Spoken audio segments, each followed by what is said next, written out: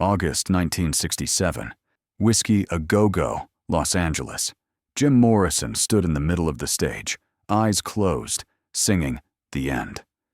It was a dark, intense, hypnotic performance. Ray Manzarek's organ played heavy notes, Robbie Krieger's guitar produced high-pitched sounds, and John Densmore's drums kept a tribal rhythm.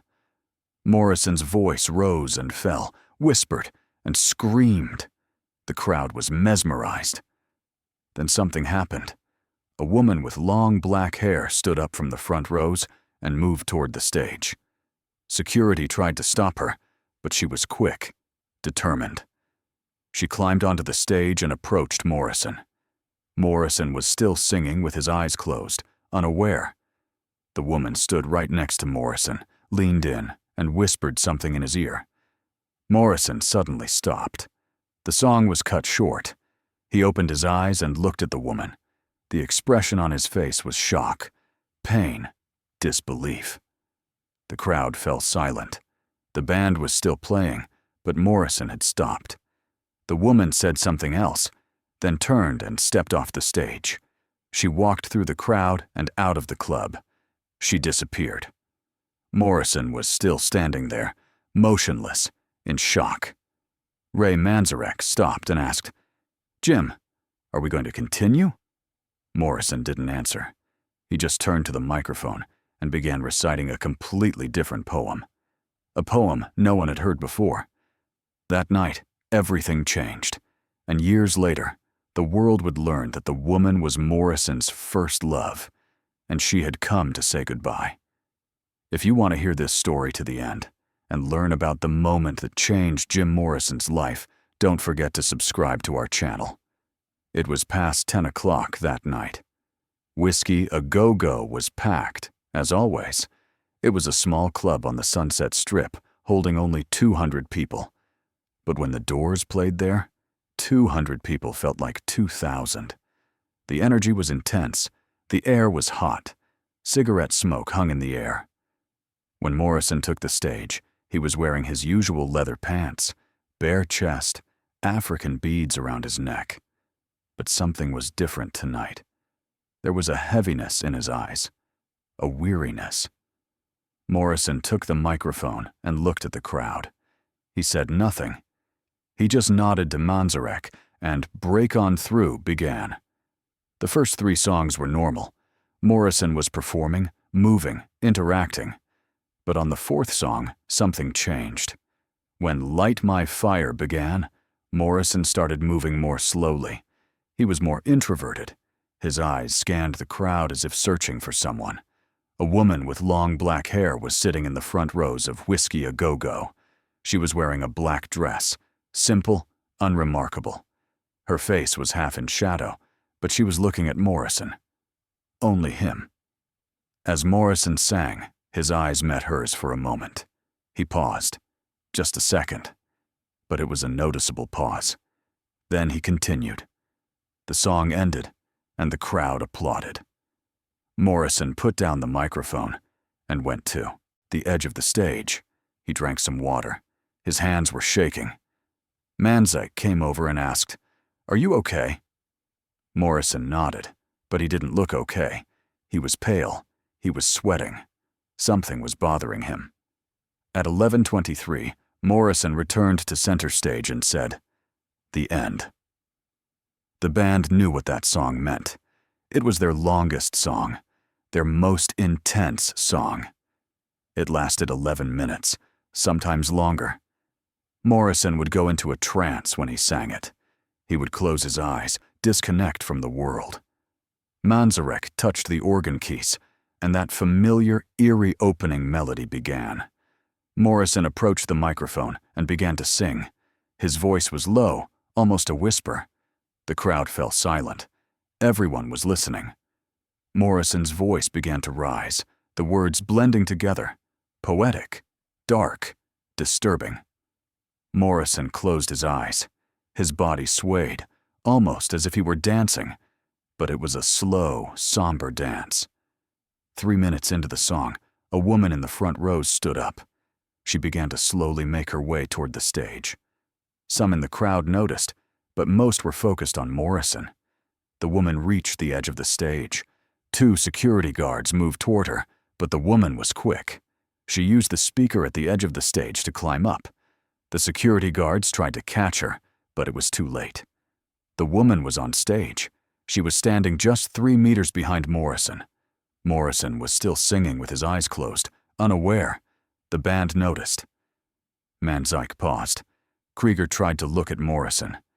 Densmore slowed down the drumming, but Morrison carried on, unaware. The woman walked towards Morrison. Slowly, quietly. Some in the crowd started shouting, "Hey! Get off the stage!" But the woman didn't care. She reached Morrison. She stood right next to him. To Morrison's right next to his ear. Then she leaned in and whispered something in Morrison's ear. Morrison stopped abruptly. His voice cut off. He opened his eyes. He turned. He looked at the woman, and in that moment, the expression on Morrison's face changed. Shock, disbelief, pain, recognition. Morrison's mouth opened, but no sound came out. The woman was still standing there, looking at Morrison. Her eyes were filled with tears. Morrison whispered, "Mary." Just that word. The woman smiled, a sad smile. Then she leaned in again and whispered something else. Morrison's face changed. The pain deepened. He shook his head, very slowly, as if accepting it. Mary turned and began to leave the stage. Morrison watched her. Mary jumped off the edge of the stage and walked through the crowd. People made way for her. No one spoke. They just watched. Mary reached the club's door, stepped outside, and disappeared into the darkness. She was gone. Morrison was still on stage, frozen, motionless. The band had stopped. There was no music, only silence. The crowd was stunned. What had happened? Who was that woman? What had she said to Morrison? Manzike asked the technical crew, over the radio, "What are we doing?" The technical crew couldn't answer. Everyone was waiting to see what Morrison would do. Morrison took a deep breath. He wiped his face with his hands. Then he turned to the microphone and began to speak. But he wasn't singing. He was reciting poetry, improvising. The words poured out of Morrison's mouth, unfiltered, unedited. Morrison spoke of love, of loss, of farewell, of memories, of the past, of the absence of a future. His voice was broken. At times, he almost sounded like he was crying. The crowd listened in silence. No one moved. This was not just a performance. It was a confession. Morrison was pouring his soul out on stage. Morrison spoke for 5 minutes. Then he stopped. He looked at Manzarek and nodded. Manzarek understood. He touched the organ, starting a new melody.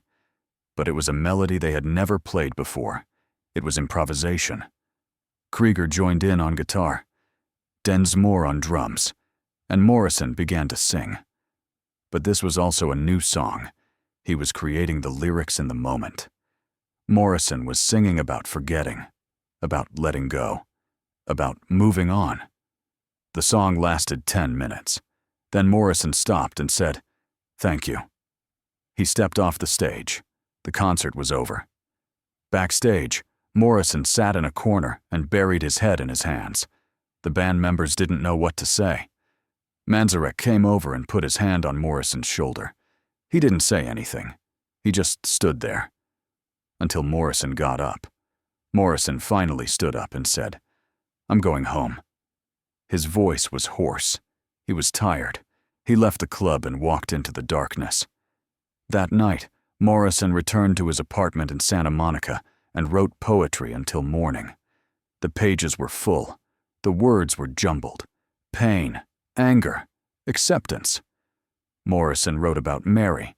He wrote about when they first met, about those days at UCLA, about walks on Venice Beach, about sunsets, about poems, about dreams, and about the end. Their end. The next day, Morrison didn't talk to anyone. The phone rang, but he didn't answer it. The doorbell rang. But she didn't answer. She just sat and wrote. 2 days later, Morrison went to the studio. The band was there, recording. When Morrison walked in, everyone stopped. They looked at Morrison. Morrison took out her notebook and said, "We need to change the end." Manzarek asked, "How?" Morrison opened the page and showed them. She had written new lyrics, the words he wanted to add to the beginning of the song. Morrison read, "This is the end, beautiful friend, the end." The words were new. The beautiful friend part wasn't there before. Morrison explained, "This is for Mary. I'm saying goodbye to her. I want it to be a beautiful goodbye." The band members nodded. They understood. Morrison was trying to pour what he had experienced that night into the song. They re-recorded the end. This time, Morrison sang differently. It was more emotional, more personal. His voice trembled when he sang the beautiful friend part. The recording ended, and Morrison said, "This is right. Now it's right." The new version of the song made it onto the Doors' first album. It was released in January 1967. The song became popular immediately, but no one knew where the beautiful friend part came from. No one knew Mary. Morrison never told anyone. When asked in interviews, Morrison simply said, "Personal," and changed the subject. Years passed. Morrison died in Paris in 1971. Mary read the news in the paper. She cried. She cried for days. Because Morrison still loved her, Mary knew that. She could hear Mary in the song, The End. She could hear herself in the beautiful friend part. But it was too late now. Morrison was gone. And Mary had said goodbye to him that night at Whisky, a go-go, August 1967, in that whispering moment. What had Mary said to Morrison? For years, no one knew. Mary didn't talk. She remained silent. She respected Morrison's legacy. In 1991, a writer was writing a biography about Morrison. He was doing research, talking to people. Friends from his UCLA days, old lovers. One name kept coming up. Mary Werbelow. Morrison's first serious relationship. His first love. The writer tried to find Mary. It was difficult. Mary had disappeared from public view, living a quiet life. But the writer was persistent. He finally found Mary. She lived in Orange County, was married, had 2 children. A normal life. The writer visited Mary and began to ask questions about Morrison, about their relationship, about their breakup. Mary answered most of the questions, but when one question came up, she paused. "Was that you at Whisky A Go-Go that night? Was that you on stage?" Mary was silent for a long time. Then she nodded. "Yes, it was me." The author asked, "What did you say to Jim?" Mary's eyes filled with tears. "I said goodbye to him. I said we had to stay in the past. I said I loved him, but I had to let him go. I said he had to forget me and move on." The writer asked, "What did Jim say?" Mary smiled. "Nothing. He just looked at me. He looked like he was crying, but there were no tears." Then he nodded. He understood. We both understood. It was over. Mary continued her story. "I'll never forget that night. When I saw Jim on stage, my heart broke, because he wasn't the Jim I knew anymore. He was rock star Jim. But for a moment, in that whisper, the old Jim came back. The Jim from UCLA, the Jim who wrote poetry, the Jim who watched the sunset with me. And I was able to say goodbye to him. I was able to say goodbye to the real Jim." The author asked, "Do you regret it? Leaving?" Mary shook her head. "No, because I couldn't save Jim. He was on that path, and I couldn't stop him. I could only watch or leave. I left. But I always loved him. When I heard of his death, a part of me died. But I know I did the right thing. For both of us," the author added, this information to the biography. When the book was published in 1991, the world finally learned. That mysterious woman at Whisky a Go-Go was Mary Werbelow, Morrison's first love. The beautiful friend in the end was Mary. Morrison was saying goodbye to her, in the song, in the lyrics, in the music. Fans were shocked. They listened to the end again. This time they heard it differently, more personal, more real, because now they knew. Morrison wasn't just singing a song, he was saying goodbye to his past. Today, The End is one of the Doors' most iconic songs. It's used in movie soundtracks, in documentaries, in commercials. But everyone who listens to that song should know that, at its core, is a farewell. Morrison's farewell to Mary, and that farewell began at Whisky a Go-Go. August 1967, in that whispering moment. Two people, two former lovers. They met for the last time. They spoke for the last time. Then they parted. Forever. Mary left Morrison, and Morrison immortalized Mary in the song. This is the end, beautiful friend.